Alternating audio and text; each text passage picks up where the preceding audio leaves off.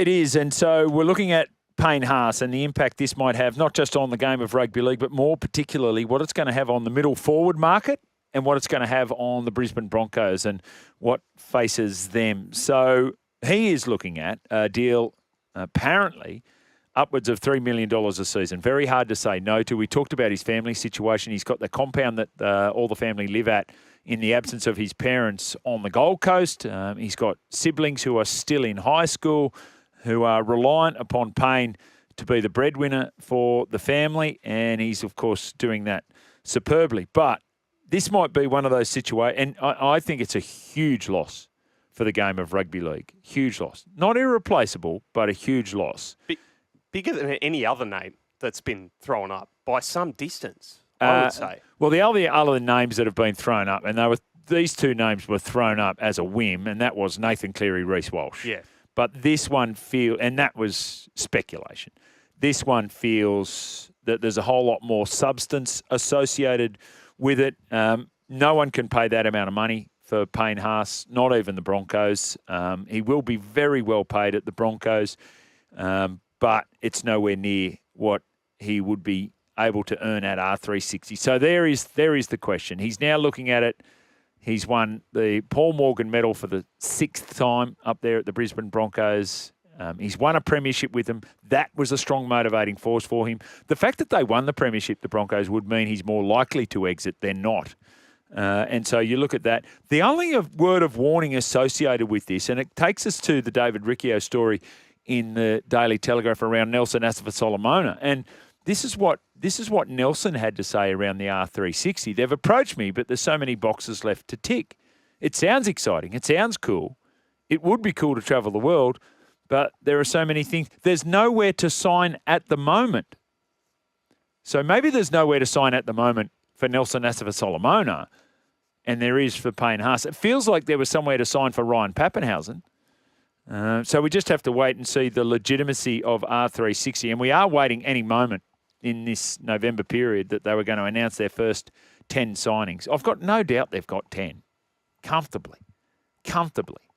It's just a matter of where you draw them from and what sort of profile they lend themselves to it. Because if you mention Ryan Pappenhausen in France and England, they'd have no idea. No idea in rugby circles. And they're also footballers, Jim. You've got to give them a comp to play in. Right? That's right. So, you can have all these names, and even if the signings do come out and they've missed, I don't know, do you think they missed the deadline on that? They said early November. No. We're a week away from it being mid-November. Let me put it that way. I'll tell you this way, right? When you got bad news to tell, you do it 6 o'clock on a Friday. Good news, 11 o'clock on a Tuesday. When you want to announce to the market. Is that a prediction?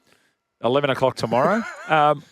Well, I'm saying it's a well-worn path, and given all the private equity that's involved in this, they know about IPOs and listings and all that sort of thing. So I'm saying, all right, here's my prediction.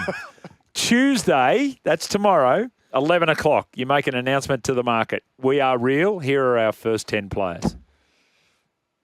I'd love that to happen. And then there might be a line for Nelson and Payne to sign on after that. Correct. But the Broncos will obviously do everything within their significant powers to keep him there, but you can't compete with that. Does the 10-year ban that's been put forward by Peter V'landys and Andrew Abdo have any influence here? I won't say it's got none. It must have some. You know what it's got the implications for? The manager? Yes. The agent more than anyone else. Because if you sign your player to that deal, like that becomes very obvious to those at NRL HQ, and they just strip you of your registration, rightly or wrongly, although that could be challenged. And that'd be the next thing that we find out is whether they move to challenge that in court, which could bring the whole thing tumbling down. I don't know, Jim. There's so much still up in the air about this until we hear from R360, who've been consistent in their non-comment, shall we put, other than through media. Who's the boss of R360? Mike Tyndall's the figurehead. Who's the CEO of R360? That's what I mean. Like, it doesn't exist. Where's the money coming from? It doesn't exist yet. We don't know. There's so much unknown. Okay, so let's go to what we do know and present a little bit of a counterfactual. Say this 1.25 is there for the Broncos to spend on their cap come 2026, 2027. Is there an obvious target other than Tino? I mean, that is the one that just blinds you in the lights at the moment, doesn't it? So incredibly, the one that you're looking at as a middle forward that's coming off at the end of 2026, and there's all sorts of names that you could throw up there, right? Terrell May is one of them. Loco Pacifico Tonga, the young guy from St George Illawarra. Cohen Hess getting a little bit long in the tooth. Tom Flegler, that will be of interest, how he returns this year. Mitch Barnett, the standout player for middle forwards that are coming off. Stefano Utoikamanu is another one. The standout player, in my opinion, of all those middle players that potentially are going to be available, whether it be age-related or where they are in their footballing makeup, they've already got him. Xavier Willison. Yeah. Like Xavier Willison is the one where you look, think about the impact he had on the Broncos at the back end of this year. He's the one you look at and go, wow, we lose Payne, really disappointing. But we'll just upgrade him and keep Xavier Willison. Slightly different profile of player or similar enough that he could fill that, well, go some way to filling that gap? I don't think that many people profile similar to Payne Haas anyway. The steps he was putting on yesterday. Just, Samoa. You know. What an athlete. Quality of work and then volume of work. And so, not many, but he's got a difference about him, Xavier Willison. Yes. He's got some second phase play, which I know Payne had developed into his game. Nelson Asafa-Solomona, he's talked about Parramatta Eels and the opportunity that he hasn't ruled out that with his great relationship with Jason Riles.